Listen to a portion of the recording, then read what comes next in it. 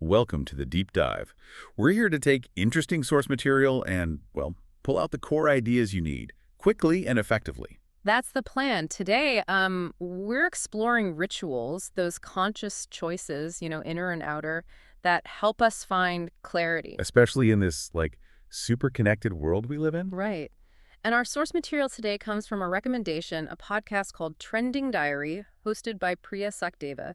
We've picked out highlights from 3 episodes. Yeah, think of it as a curated look at some really intriguing ideas on growth, business strategies, well-being, that sort of thing. Trending Diary, just so you know, it covers a lot entrepreneurship, health, culture, spirituality. It goes for these deeper conversations. Which is what we liked. It gets beyond the surface level. Definitely. So our mission today, pull out the key insights, those aha moments from these episodes about personal growth, business, maybe even well-being rituals. Without drowning you in detail, just the useful stuff. Exactly. The ideas that might spark something new for you. Okay, let's get into it. First stop, an episode called Chai Pe Charcha Tea Benefits and a 150-year-old Legacy.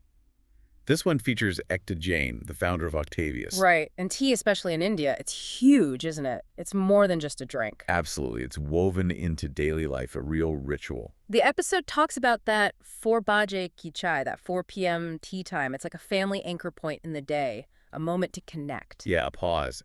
And Ekta Jain brings up something really interesting here about acidity. Oh, yeah. What's her take? Well, she suggests maybe it isn't the tea itself causing the problem for some people. Uh-huh. So what is it then? It might actually be the milk and the sugar people add. Huh.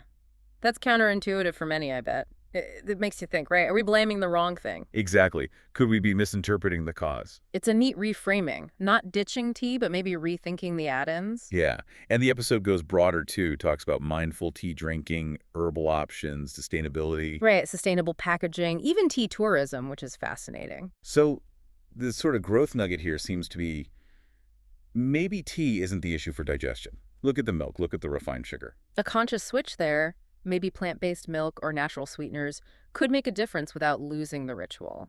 It really highlights how sometimes the supporting elements have the biggest impact, doesn't it? It does. Mindful tweaks to things we already do.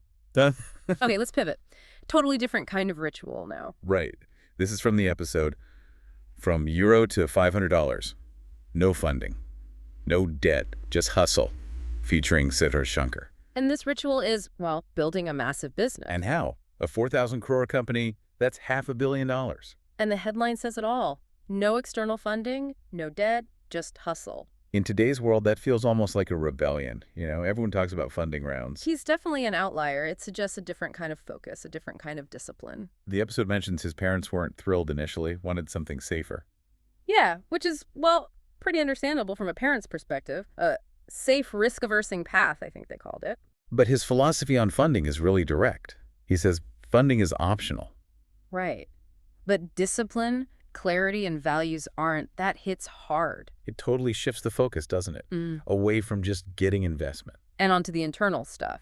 The strength of the business itself, the founder's approach. What are your non-negotiables? That's the question it raises. For him, clearly it was discipline, real clarity on where he was going, and strong values. He also says, build for purpose, not just valuation. Purpose over valuation.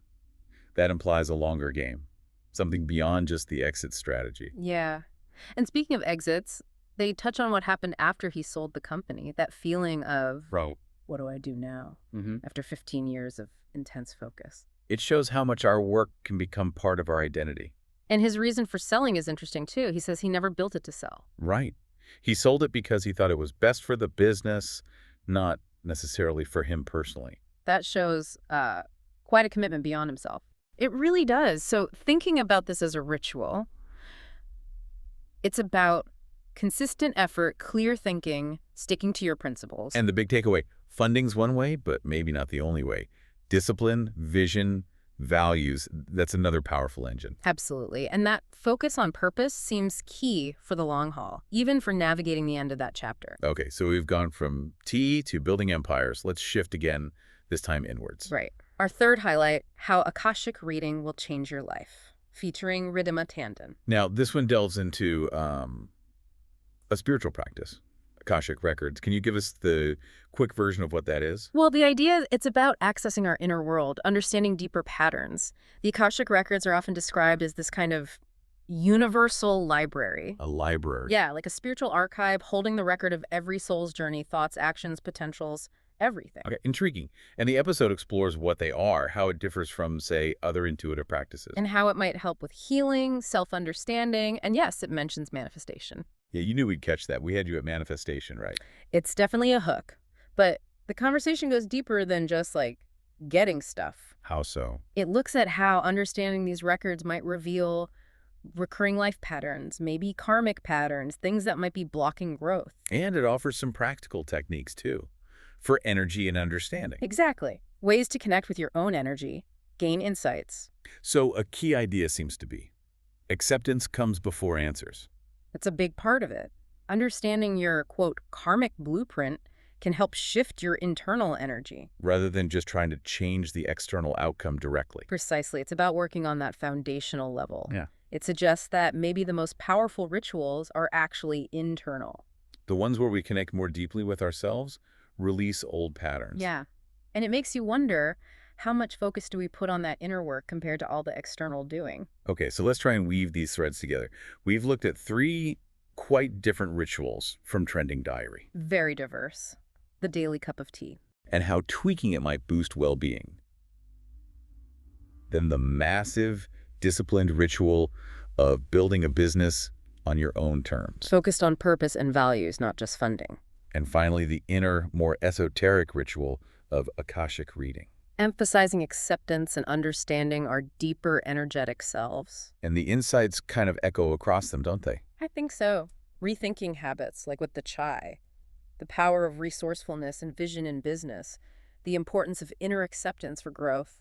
It all comes back to conscious choices, intentionality. Right. So the final thought, maybe for you listening, is this. How might bringing more conscious intention, more awareness to your own rituals, Your daily routines, your work projects, even your inner explorations. how might that lead to unexpected clarity, maybe positive shifts in your life? Thinking about that connection between inner awareness and outer results based on these ideas. It seems whether it's making tea, building a company, or looking inward, that intention you bring really matters. It holds a lot of power.